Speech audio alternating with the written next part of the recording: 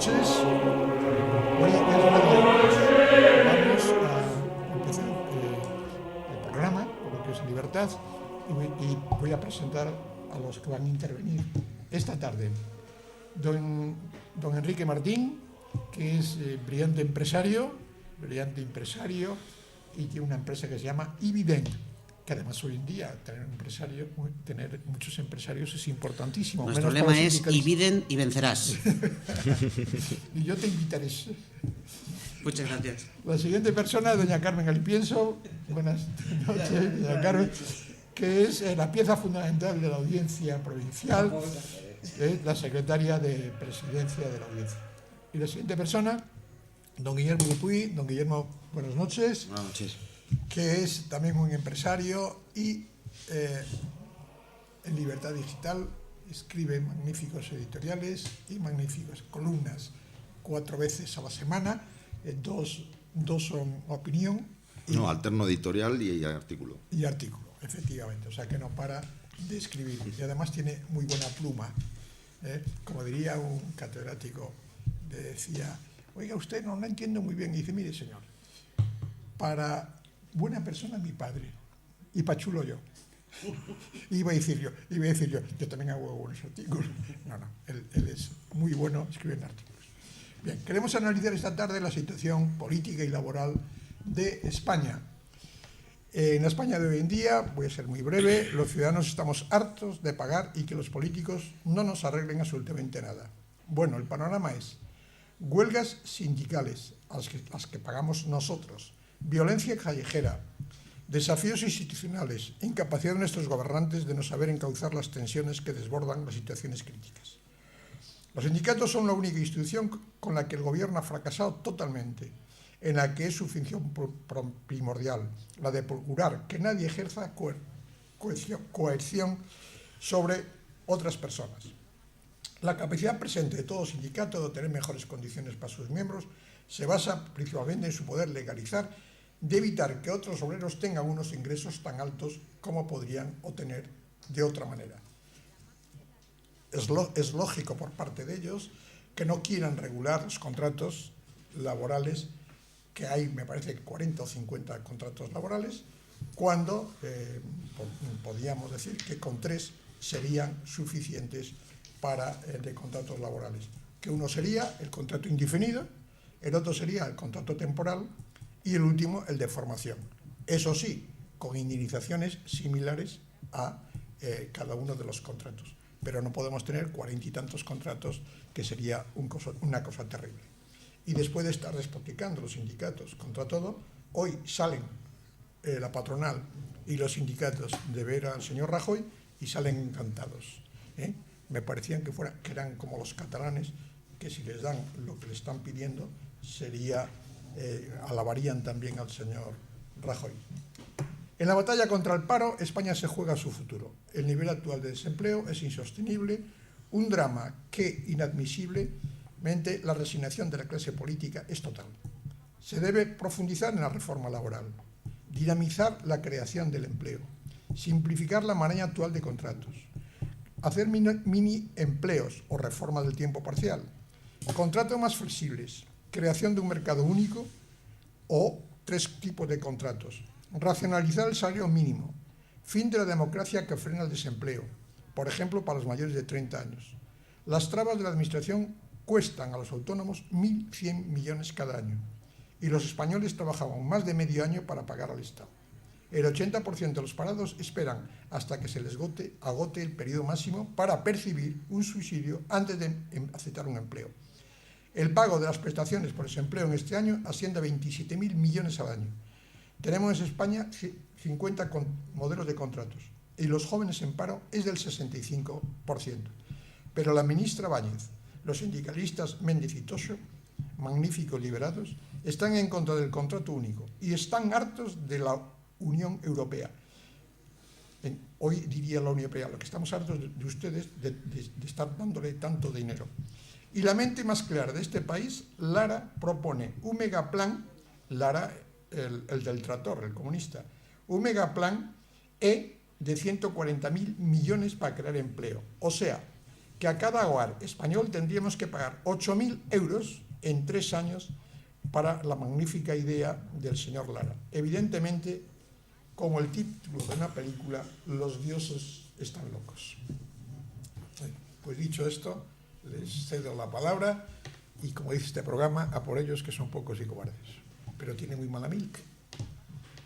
Bueno, has comenzado hablando de los sindicatos y contra la opinión que estimo generalizada. No tengo una opinión negativa de los sindicatos. Yo siempre reflexiono respecto de los sindicatos de forma histórica, qué es lo que había en las sociedades europeas antes de que existieran los sindicatos. Y es evidente que buena parte de las conquistas sociales que tiene esta sociedad proceden de unos sindicatos que cumplían una misión que era defender los intereses de la parte más débil en un contrato laboral, que son los trabajadores. De ahí a aceptar que los sindicatos lo hacen todo bien, por supuesto, hay un recorrido muy largo que yo no pienso recorrer. Creo que los sindicatos efectivamente han abusado de sus privilegios. Creo que tienen que replantearse su misión en una sociedad moderna, en una economía de mercado, en un mercado laboral, porque las realidades a las que sirven han cambiado por completo. De hecho, ya no hay contratantes y contratados. Yo, por ejemplo, soy un trabajador, un profesional empleador, porque contrato a otros profesionales. Luego, por tanto, ya no existe esa visión clásica del patrono y el proletario. Ellos tienen que aceptar que la realidad cambia y deben cambiar con esa realidad. Y entre todas las transformaciones que tienen que hacer los sindicatos para volver a contribuir a la estabilidad y al desarrollo de este país, como lo han hecho, insisto, relativamente bien en los últimos 30 años, es aceptar que tienen que poner el foco en los beneficios y en el mercado. Es decir, que la mejor manera de defender los intereses de los trabajadores es defender los beneficios empresariales, porque solo empresas con beneficios pueden contratar trabajadores, y este debe ser el crecimiento y el empleo el fin último que persigan en su acción social. Yo tengo que decir que estoy de acuerdo contigo. O sea, que no me parece que los sindicatos sean algo malo. Ahora, como están montados en España, lógicamente no pueden funcionar. O sea, yo creo en unos sindicatos mantenidos por sus afiliados, que unos sindicatos que defiendan realmente los intereses de sus trabajadores por encima de las ideologías que parece o da la sensación de que están defendiendo. Y estoy conforme contigo en que deben cambiar, porque naturalmente hoy en día no solamente es trabajador el minero de siempre, que por cierto gana más que yo, sino que hoy en día, y gracias a la apertura de las universidades, gracias a una educación que hemos conseguido que sea para todos, hoy en día hay muchos profesionales que debieran ser defendidos por los sindicatos y que no son defendidos por ellos, porque siguen manteniendo ese papel de sindicatos de clases, y entonces parece que un médico, un abogado, pues un médico, un abogado puede ser tan currante o es tan trabajador como pueda ser un minero, o incluso está en una situación social peor que el albañil que está en un andamio. Estoy de acuerdo, sí, sí. Entonces creo que los sindicatos realmente deberían hacer una reflexión y plantearse el hecho de ese acercamiento a un cambio en el panorama que tenemos en España, al igual que en otros países, que no es nuevo, desde luego. ¿Diego? Sí, no, yo básicamente coincidiría con las exposiciones que se han hecho los sindicatos en cuanto que fenómeno de libertad en defensa de los trabajadores no solo es positivo, es muy recomendable. El problema es que efectivamente han abusado de una posición y ahora ya no están ejerciendo una función en defensa de los trabajadores, sino que son como si dijéramos una estructura que supone una lacra, un obstáculo para que muchas personas puedan acceder a un puesto de trabajo. También hay que tener en cuenta, como apuntaba antes Carmen, que son unos sindicatos que viven de los impuestos, es decir, es una casta que vive de los trabajadores. Y además de vivir de los trabajadores, se han convertido en uno de los principales focos contra los derechos de los trabajadores. Es decir, si tenemos una visión amplia de los derechos civiles de los trabajadores, hoy en primer lugar, los sindicatos están usurpando a los trabajadores esos derechos. Es decir, en España el salario mínimo no lo fija el trabajador, ni lo fija el empresario, lo fija una tercera persona. Es decir, si este señor, ese empresario, está dispuesto a contratarme por un salario y yo estoy dispuesto a aceptar el salario que él me ofrece a cambio de mi trabajo, si ese salario no está por encima de lo que los sindicatos dicen, ese señor no me puede contratar a mí, ni yo salir del paro y empezar a trabajar. Por mucho que yo sea soberano de mi fuerza de trabajo y por mucho que él sea dueño de su empresa, por culpa de los sindicatos se impide el acceso laboral. Esta agresión a los derechos de los trabajadores por parte de los sindicatos es especialmente sangrante en el tema juvenil. Es decir, mucha gente, los sindicatos están condenando al paro a muchos jóvenes que podrían, a través de, lo han apuntado también, a la figura del mini job o a través de salarios o personas muy poco cualificadas que por tanto a lo mejor no se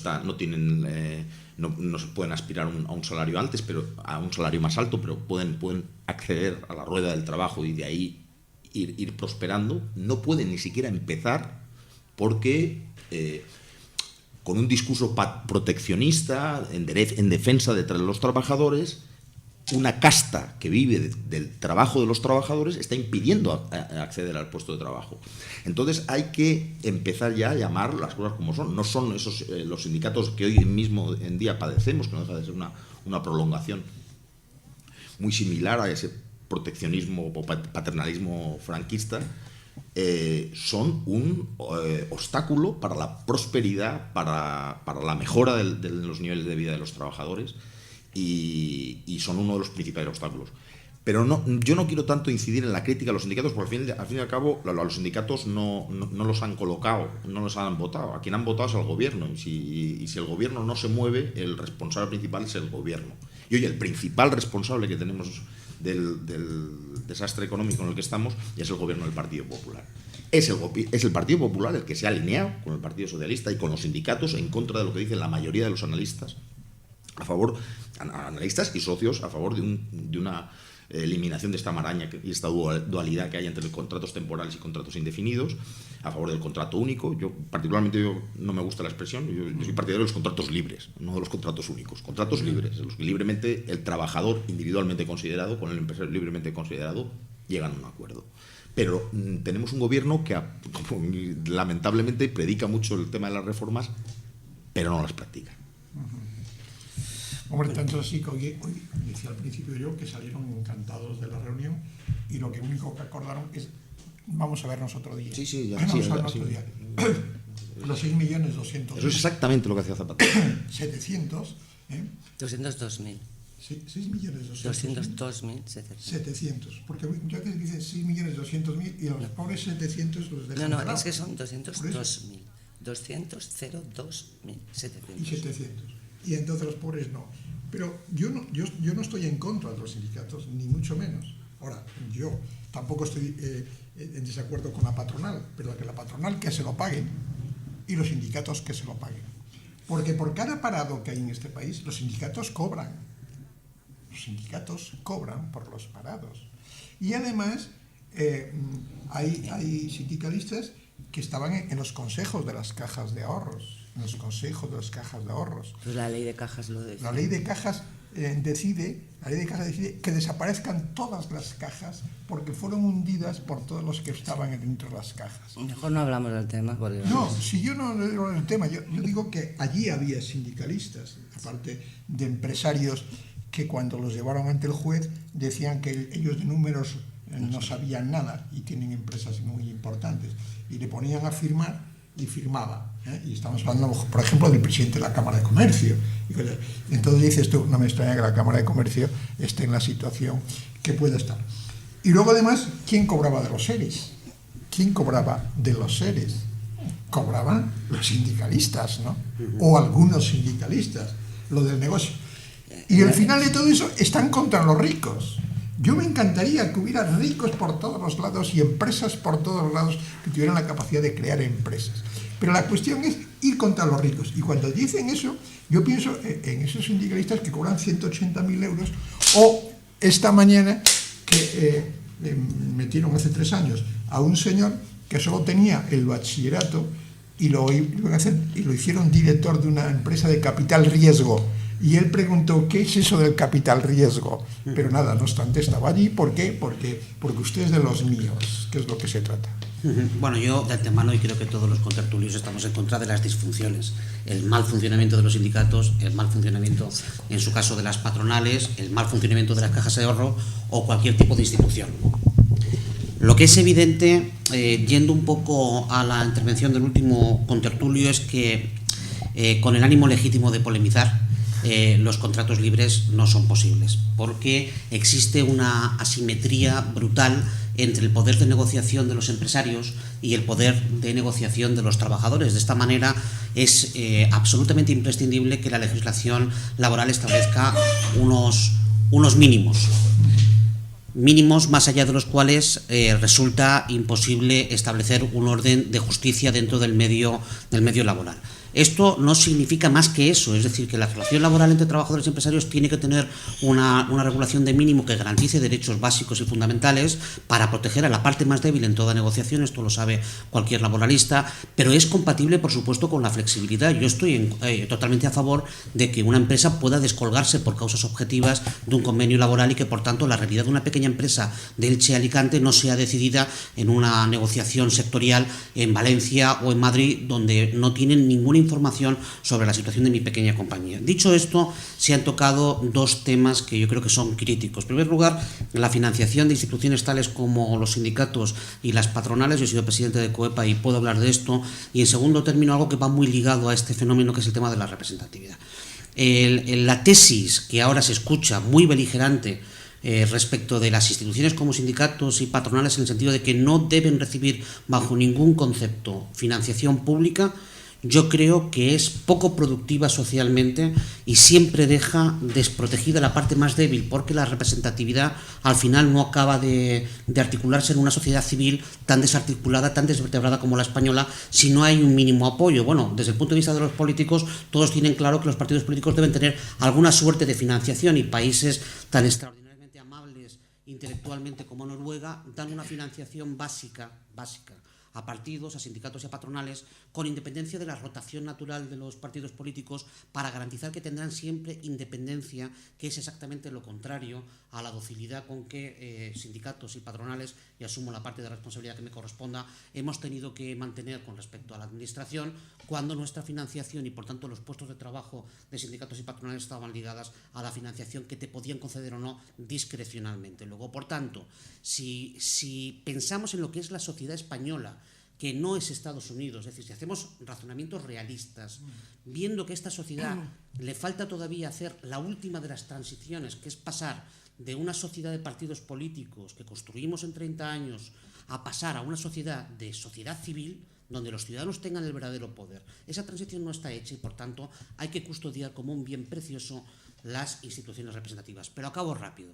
Es inaceptable que una institución representativa como una patronal, un sindicato, un partido político no tengan democracia interna que garantice, primero, su atractivo para los ciudadanos y, segundo, la igualdad de armas que permita que los ciudadanos puedan controlar efectivamente esos partidos políticos a través de sus asambleas, esos sindicatos o esas patronales. Dicho eso, la representatividad está muy bien siempre y cuando se garantice la democracia interna verdadera de esas instituciones.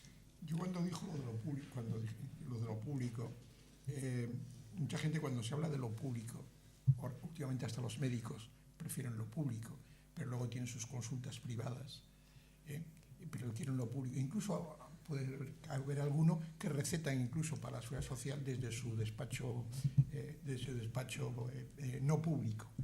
Que lo público, el señor que gana 1.000 euros, o 1.100 euros, o 3.000 euros, o 4.000 euros, está pagando, O sea, que no lo paga el gobierno, ni lo paga lo pagamos nosotros. O sea, que el dinero es de nuestro bolsillo. Y si antes hablé de coerción en los sindicatos con los trabajadores, nos hacen coacción también a nosotros, que sin permiso nos meten la mano en el bolsillo y estamos trabajando mucho, poco, lo que sea, y resulta que cuando llegamos al mes nos encontramos con 400 euros menos. Entonces la gente cree que es, no sé por qué motivo. Pero eso sí, yo que en Elche voy a entrevistar ahora a gente sin techo, que me entrevisté primero con ellos para saber lo que, pues me decían cuál era la situación de ellos, ¿no? Y si Cáritas tiene libre albergues o puede acoger más gente a comer, pues pueden comer. Y si no, pues no pueden comer. O si reúnen 20 euros al cabo del día de estar pidiendo en la iglesia de Salvador o Santa María, pues esa noche sí pueden irse a una pensión y dormir. Y sin embargo, por ejemplo, Comisiones Obreras, ayer, compara a Cáritas con la mafia. Montoro obliga a pagar impuestos a Cáritas y Cruz Roja un 12%. O sea, ya no son los 30 impuestos que se han puesto en marcha esta gente. Y en Andalucía, en 2012, redujo un 90% a los fondos de Cáritas, que da comida a 200 y pico mil personas todos los días.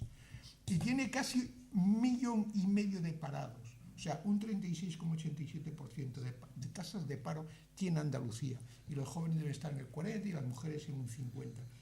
Y entonces, tanto gobierno obliga a esto, Comisiones Obreras compara a Cáritas con la mafia, y sin embargo están acogiendo y dar en lo que pueden comidas a muchísima gente. El que estaba yo entrevistando en una cafetería cercana a Radio en Elche, cada rato estaba mirando al cielo. Y dije, usted debe estar pidiendo prerrogativas y tal. Y dije, ¿cómo mira usted tanto al cielo? Es que como hoy no puedo ir a dormir a ningún sitio porque no reuní 20 euros y Cáritas esta noche lo tienen ocupado, pues por si llueve y que me voy a mojar. No, eso es una vergüenza. Y entonces Montoro le pide a Cáritas y Cruz Roja un 13%. Bueno, a raíz un poco de lo que has apuntado, que has tocado, es el tema de los impuestos, que yo creo que es junto con el tema del derecho, el tema de la legislación laboral, que ha sido lo que hemos hablado en la primera intervención, la otra gran pata que obstaculiza la creación de empleo. Pero yo no querría dejar de tocar el tema de la referencia que he hecho yo a los contratos libres. Efectivamente, sigue teniendo mucha vigencia toda la teoría de las asimetrías y la diferencia de capacidad de negociación que tienen las partes en los contratos laborales.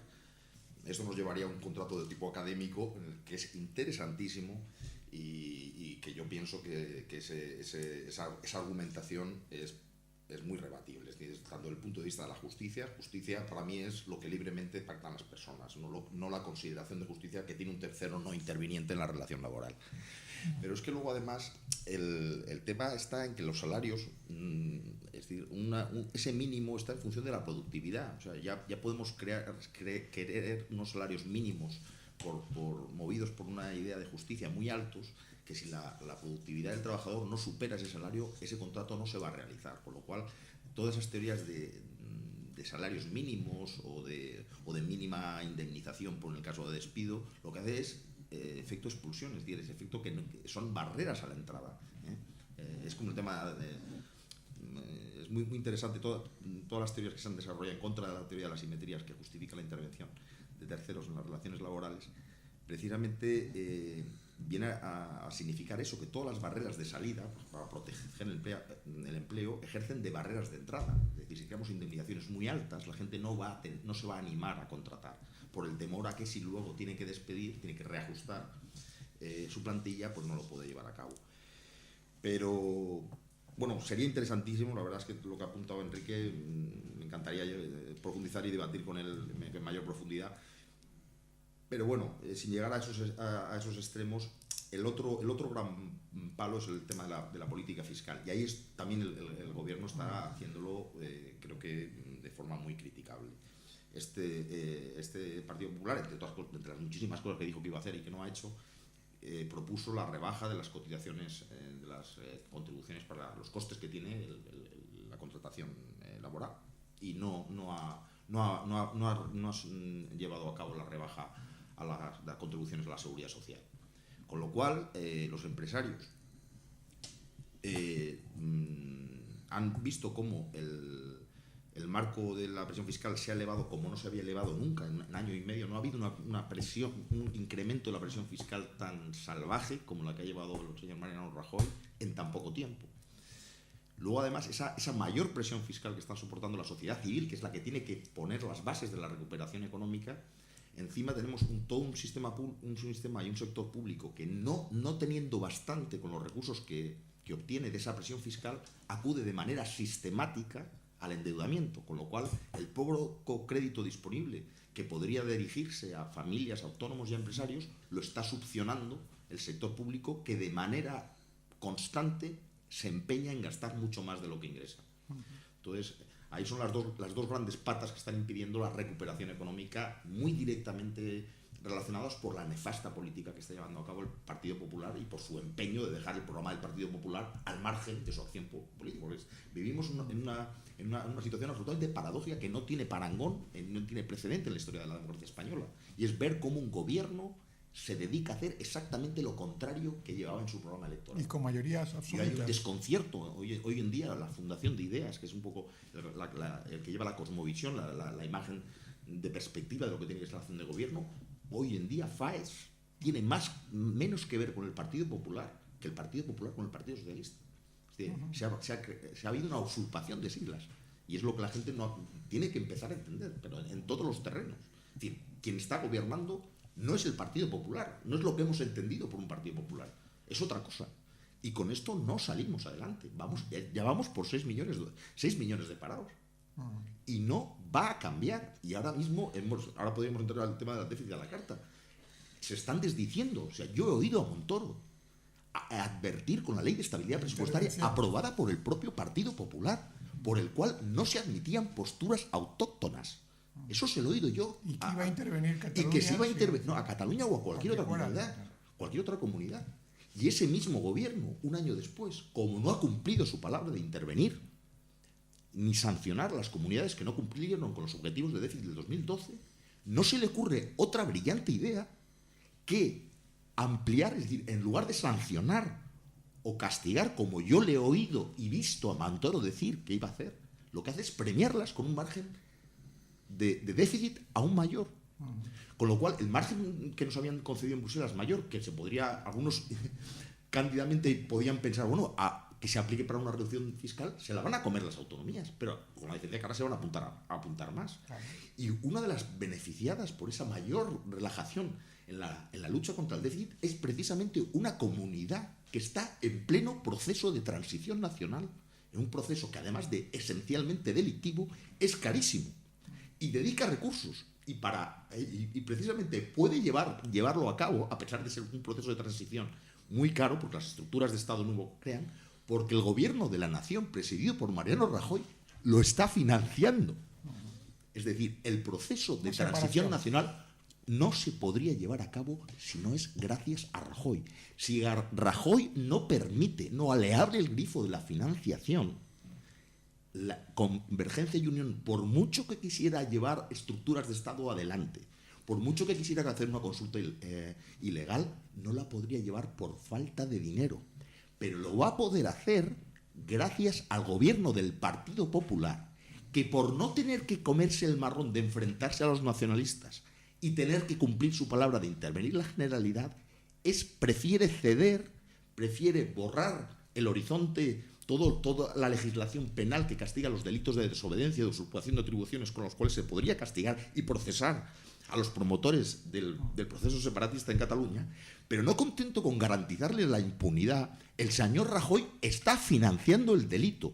Se está produciendo ante los españoles el mayor proceso de malversación de fondos públicos en favor de un proceso esencial y radicalmente ilegal, como todo es el proceso que se está viviendo con la condescendencia del presidente del gobierno de la nación. Y hasta que no veamos la gravedad, que la gente no es consciente, es decir, la gente está defraudada con Rajoy, pero no es consciente de la calamidad histórica que supone la figura de Mariano Rajoy Brey al frente del gobierno de la nación.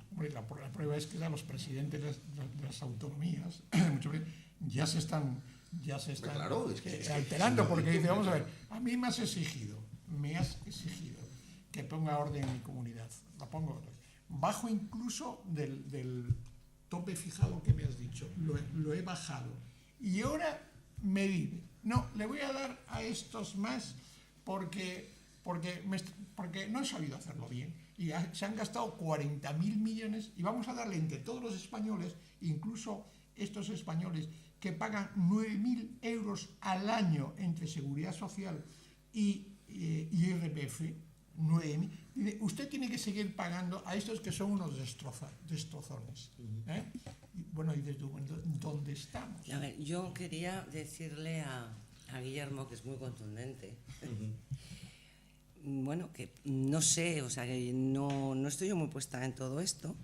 pero yo no veo realmente ese peligro y esa independencia que tú... Yo creo que no va a ser así, o sea, que es todo un paripé. Que no va a ser así. Yo estoy segura, vamos, o sea, que yo creo que es todo un paripé, que este señor Mas ha montado, políticamente hablando, pero que según las estadísticas y censos hechos, pues solamente el 30%, creo yo, que hoy que eran partidarios de la independencia, y que incluso el señor Durán y Lleida, bueno, pues ha hecho marcha atrás. Yo de un demócrata cristiano no me fío ni para que invite a comer. Ya, uno el se señor no Durán y Lleida. De todas maneras, yo sí que me pregunto, ¿por qué el Estado, una vez que entregan las cuentas y tal, da la sensación de que efectivamente va a hacer va a permitir una actividad asimétrica en relación con el déficit de las autonomías? ¿Por qué? Vamos a ver. Entonces, no hay que olvidar, y desde luego yo no olvido, pues que la financiación de todas las comunidades autónomas no es igual. Hay algunas que están superfinanciadas y están ahí, o sea que se ve clarísimamente, País Vasco, Navarra, por lo de los fueros y todo lo que hablamos, por cierto, el otro día. Y hay otras, hay muchos componentes, muchas variables en la última ley de financiación que yo conozco, donde se toma en cuenta la población y el otro factor corrector es el territorio, de tal manera que, por ejemplo, Castilla-La Mancha, como tiene mucho terreno, pues ese tener tanto terreno le permite recaudar un montón de millones y, sin embargo, yo hablo de mi comunidad, la Comunidad Valenciana, donde estamos todos súper concentrados, pues no nos beneficia lo del territorio. Entonces aquí sí que habría que plantearse, oiga, mire usted, ¿cómo vamos a mantener un centro de salud en un pueblo, en La Toba, que es un sitio maravilloso donde yo voy, que hay un río precioso, para 17? Es que España no se lo puede permitir. Entonces, vamos a coger otro sistema. Y es que si ellos lo están permitiendo, yo es que estoy segura que se dan cuenta de que tenemos un problema realmente. O sea, que hay comunidades, como puede ser la Comunidad Valenciana, que está infrafinanciada, y otras comunidades autónomas que están suprafinanciadas. Y entonces, por eso mismo, no tienen más remedio que, si saben que los gastos fijos, sin contar funcionarios, estamos hablando de servicios públicos, sanidad, colegios, etcétera, son 1.000 millones y les dan 500 millones, pues mire usted, o cerramos, ¿me entiendes? O no llegamos, o tenemos un déficit de 500 millones. Oye, Estados Unidos lo hizo con California. Pero ahí está California, que quebró y toda la historia. Quebró y se levantó, pero ellos, no el Estado federal, ellos. Vamos a ver. Si, es que me parece muy sintomático que haya un colegio que salió en la radio, que no le pagasen 180.000 euros a un colegio que daba de comer en no sé dónde. En Tabarca. Vamos a ver. Si es un problema de caja, o sea, a mí me parece gravísimo. 180.000 euros. Y alzo. Si es un problema, perdona, ya acabo. Si es un problema, pues eso, de que si no ha firmado no sé quién y el interventor y toda esta historia de que va para arriba y para abajo la factura, bueno, pues me parece peor. O sea, porque entonces es una desorganización. Pero efectivamente, tanto en un supuesto como en otro, efectivamente es un problema grave. Y yo me pregunto por qué están pensando en la simetría. Yo le voy a pasar a don Enrique la palabra, pero yo lo que no puedo entender tampoco es que si una autonomía, los dirigentes de esa autonomía gastan más de lo que ingresan, que no me vengan ahora a decir, oiga, que yo resulta que no tengo dinero para pagar. Y dice, bueno, ¿y usted qué ha hecho con todo lo que ha ingresado usted? Y además no ha reducido La Comunidad Valenciana tiene 3 televisiones o no sé cuántas tiene. Bueno, yo creo que la televisión valenciana está a la venta, yo creo, ¿no? Sí, Yo leí el otro día en prensa. Que la cierren. Que la cierren. Si tiene un mínimo sentido Sí, de la no. sensibilidad No, la social van a y vender, un poco me respeto, parece. No, que sí. la cierren ya. Sí, Es decir, pero solo antes- Canal Nou, por darles Sí. un dato, solo Canal Nou, la deuda de Canal Nou es equiparable a lo que se ha ahorrado el Reino de España, el conjunto de la administración pública, congelando los pensionistas de todo el país. Efectivamente. Es decir, faltan dinero para un colegio porque no hay una jerarquía de prioridades en el gasto público. Es decir, la Comunidad Valenciana gasta muchísimo dinero. Claro. Es una máquina de despilfarrar. El gobierno valenciano es una máquina de despilfarrar dinero, fundamentalmente en Valencia. Y Eso lo digo ya como alicantino. Pero es que además, evidentemente lo que ha dicho Carmen al principio es completamente de acuerdo. Hay un mal sistema de financiación autonómico, pero estructuralmente malo, porque entre otras cosas, no hay impuestos autonómicos. Es decir, ellos no tienen la labor de recaudar impuestos. Ellos perciben lo que la administración central Les da. recauda, con lo cual ellos hacen el papel bueno, que es el del gasto, tienen todos los incentivos para gastar y crear sus propias redes clientelares y sus simpatías de votos, pero no tienen el papel impopular de fijar la presión fiscal Recaudar. que haga posible esto. Entonces, eso está mal diseñado de partida. Pero si a eso le sumamos de que el gobierno del Partido Popular no remodeló, que es otra cosa que dijo que iba a reformar el sistema de financiación, pero sin embargo es incapaz de cumplir sus propios límites, porque ya el país no da más de sí, es decir, no puede seguir gastando permanentemente de más. Entonces hay que hacer una catarsis, es decir, el sector público tiene que pinchar su propia burbuja. Es decir, no solo puede ser el sector privado, los empresarios, los que tengan que hacer reajustes, apretarse el cinturón. El sector público, que ya de manera estructural gasta más de lo que ingresa, tiene que cerrar. Y muchas empresas públicas tienen que cerrar. Aquí hay un edificio, y todos los conocemos, que se llama la Delegación del Gobierno Valenciano, que cuesta miles de millones de pesetas. No sirve para nada.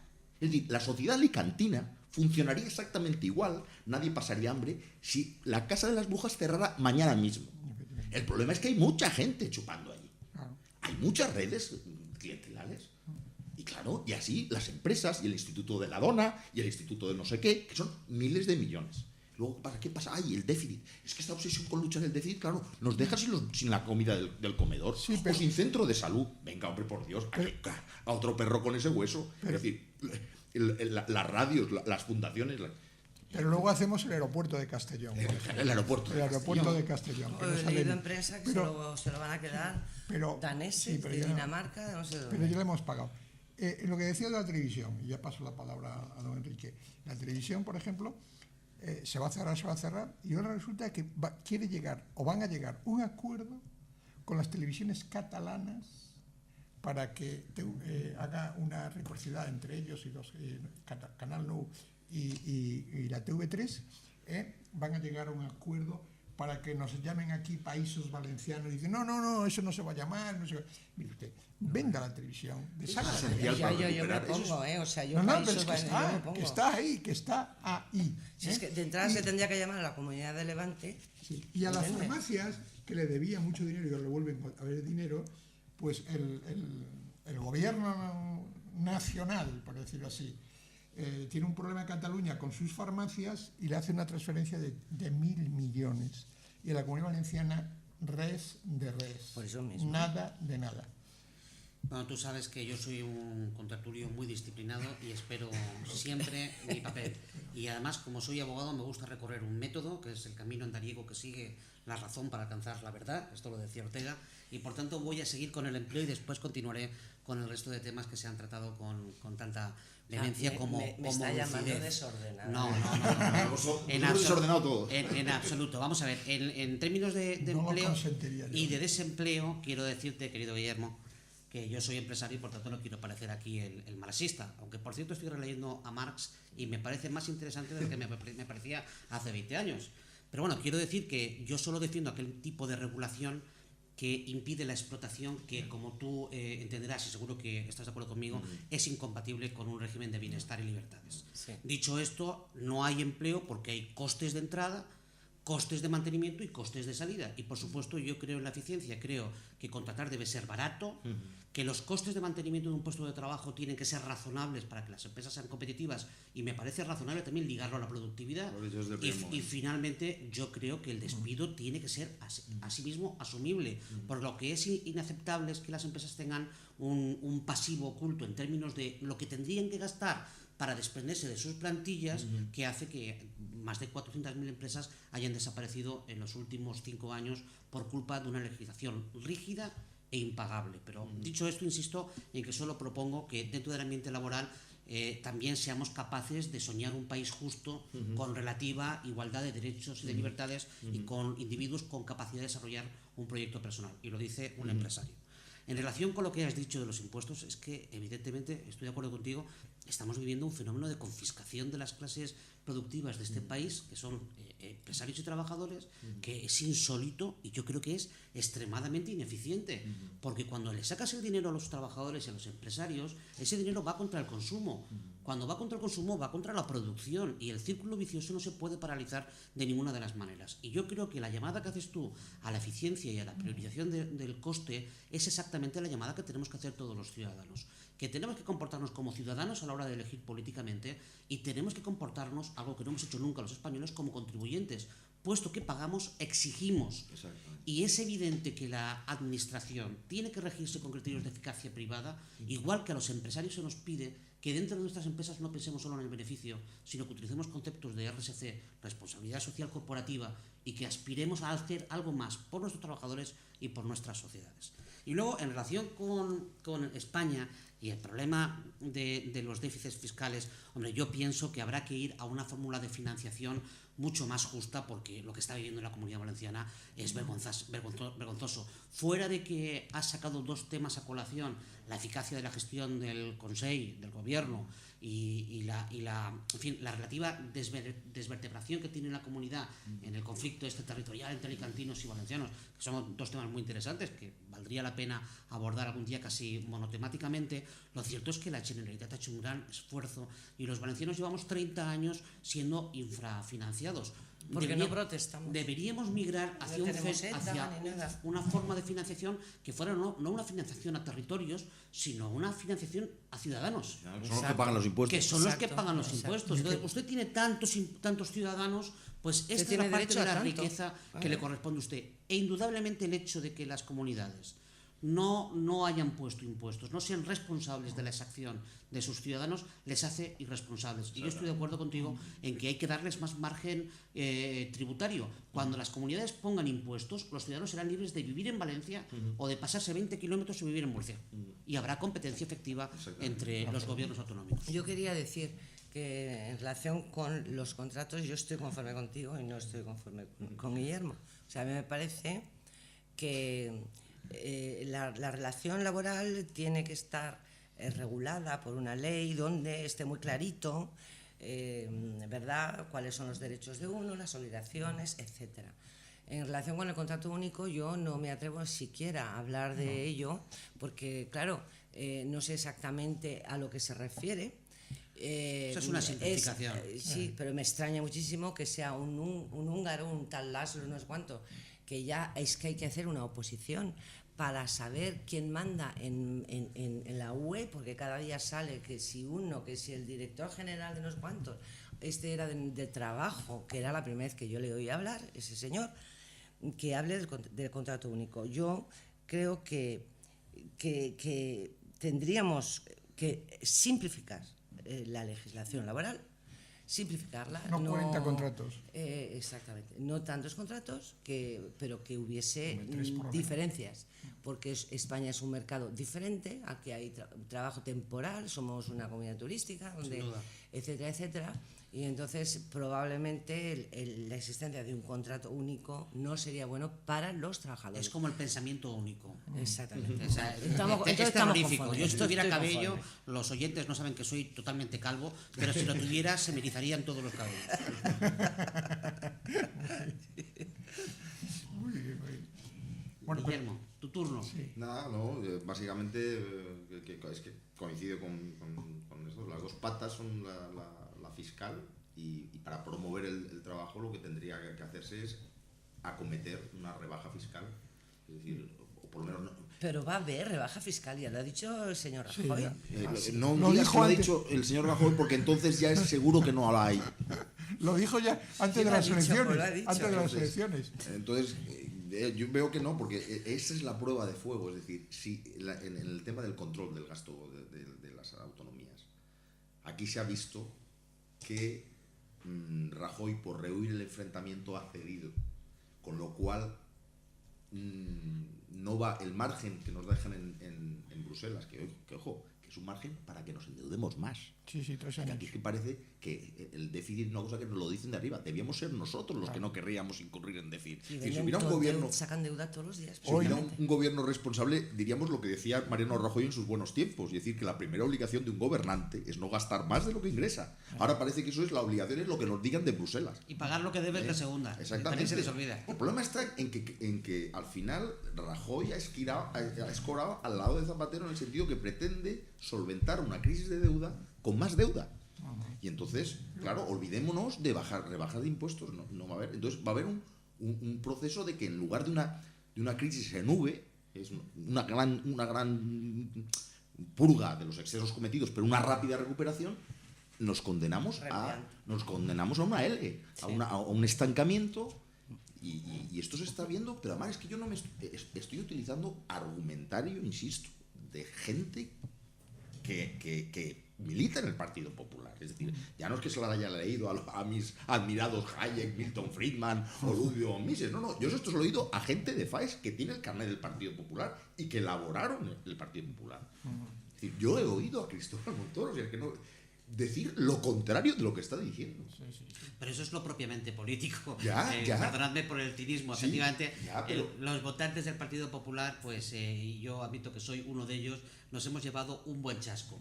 De todas maneras, espero que puedan retomar pronto una senda razonable y que vuelvan a ser un partido más liberal y menos conservador, porque efectivamente el conservadurismo llevado a un extremo se parece muchísimo al socialismo, o el socialismo es el conservadurismo con otra cara. Yo hay una cosa que me gustaría mucho decir, y es que cuando se impone a las administraciones públicas de una manera radical, poco mesurada, el criterio de eficiencia, a veces hay pensamientos muy peligrosos que se encubren y que convendría despejar enunciándolos con toda franqueza. Por ejemplo, cuando se dice que la administración de justicia tiene que ser eficiente, bueno, la administración de justicia es eficiente, es una justicia que imparte justicia, permite un régimen de libertades, permite que podamos tener un bar sin ser robados, permite que las empresas podamos reclamar las deudas, en fin, todo funciona en torno a la justicia y por tanto el retorno que produce la justicia no puede medirse solo en caja. En términos de tesorería, no se puede medir. Eso no es exactamente eficiencia. No, yo te expreso mi opinión. Y en relación con la política, es evidente que yo no estoy a favor de que haya una élite política que rota según la teoría paretiana. No creo que sea legítimo permitir que en España haya una élite política que inficione la vida democrática. Creo más en los ciudadanos que en los políticos, y en los políticos, en la medida en que son la expresión del derecho de los ciudadanos, es decir, parte de los ciudadanos. Pero desde luego, si hablamos en términos de eficiencia respecto de nuestro sistema político, lo más eficiente es no tener políticos. Nos cargamos las comunidades autónomas, nos cargamos los partidos políticos y volvemos a la dictadura. Algo que yo, por supuesto, no apoyo en lo más mínimo. Las dictaduras no suelen ser eficientes. Y que se llama un argumento por el extremo. Llevamos al absurdo la argumentación contra la política y nos damos cuenta de que el otro extremo tampoco es deseable para ninguno. Luego vamos a defender una política razonable, partidos democráticos, ligados a los ciudadanos y a su territorio y no tanto a las nomenclaturas. Si La consiguiéramos cultura del solo- respeto al contribuyente que has dicho antes. Claro, si consiguiéramos Eso es lo que hay solo que que los recuperar. partidos Ligados políticos- a su territorio. a su territorio, desde luego. Y que le rendan cuentas a su territorio. Eso es.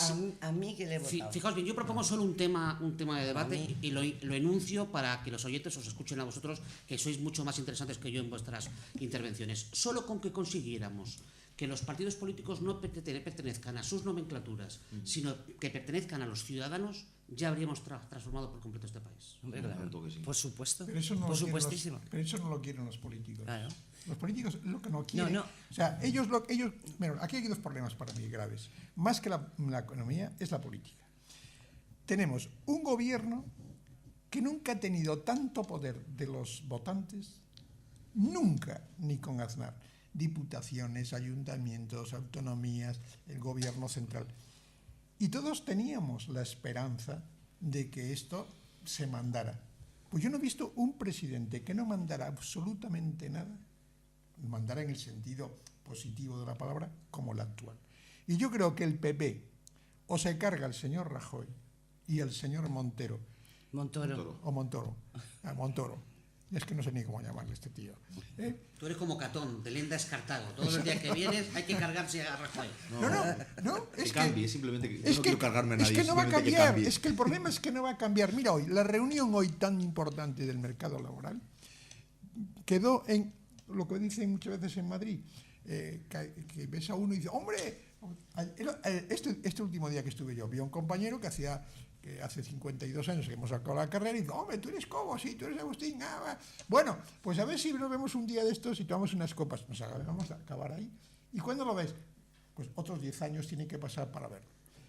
Pero hoy en la reunión se decide eso, primera cuestión. Y uno de los que salió dice lo siguiente: como la Unión Europea nos ha dado 3 años para que gastemos y cumplamos el objetivo dentro de 3 años. Es lo que pedía Rubalcaba. Esto lo estoy viviendo. Sí, pero aparte, hoy. ¿Qué irresponsabilidad? ¿Qué irresponsabilidad? Pedir más margen de déficit. Pero hoy ha salido. Eso lo he visto yo me acuerdo de eso. Hoy ha salido uno, defensor de los trabajadores, diciendo, como nos han dado 3 años, bueno, pues gastemos más. Y entonces, pues ya, dentro de 3 años, ya volvamos para atrás. O sea, que eso es una cosa irresponsable. Que el problema está en que hay gente en la calle que lo está pasando muy mal, muchas familias, y los empresarios. Nosotros también lo estamos pasando mal. Muy mal. Y los funcionarios también lo están pasando mal. Y además se le llama ricos a los que crean. Yo cuanto más ricos haya, mejor. Yo encantado de la vida, pero encantado de la vida. Pero a un empresario no se le puede llamar rico, se le puede llamar enriquecedor. Porque toda la riqueza que se genera en un país se produce gracias a las empresas y se transmite y distribuye gracias a ellas también. Empresas que no son los empresarios. Una empresa es una combinación de empresario y trabajador. Es un activo social. Las empresas no pertenecen a los empresarios. Pero lo que es evidente, es que los sueldos de los trabajadores españoles han bajado porque ahora resulta que somos muy competitivos. Y eso es porque los costes han caído. Sí, la deflación, la conocida. Exactamente. Y yo no he visto a nadie protestar de eso. Eso que decías, no sé quién decía, que no se puede. Es que a mí me consta que han bajado sueldos y los sindicatos no han dicho nada. Y los trabajadores, por conservar el puesto de trabajo, están dispuestos a que yo creo que ya no les pueden bajar más el sueldo, porque realmente es risible. Ya me callo porque son 2 minutos. No, hay que cambiar la jerarquía de lo que queremos del Estado. Por ejemplo, han tocado antes, Enrique, el tema de la justicia. Precisamente la justicia es el papel esencial del Estado. Ahí, yo aunque simpatice, no soy anarquista. Es decir, yo pienso que el Estado tiene que tener su papel, porque es el que crea el marco en donde se genera el marco de las reglas de juego, donde se genera la prosperidad.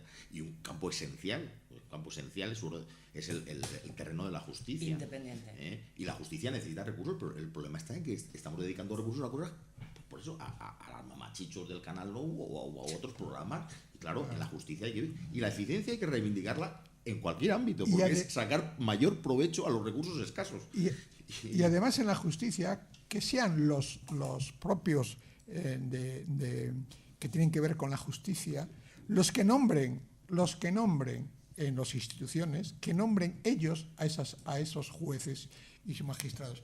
Ahora el espectáculo del Consejo de Poder Judicial, que el presidente dice que necesita 3 votos para poder conseguir que haya 2 tíos que vayan al Constitucional. Pero vamos a ver, ¿a qué juegos estamos? Insisto, la promesa de Gallardón de marcar una separación de poderes también la enterramos. Don Enrique, cierre usted.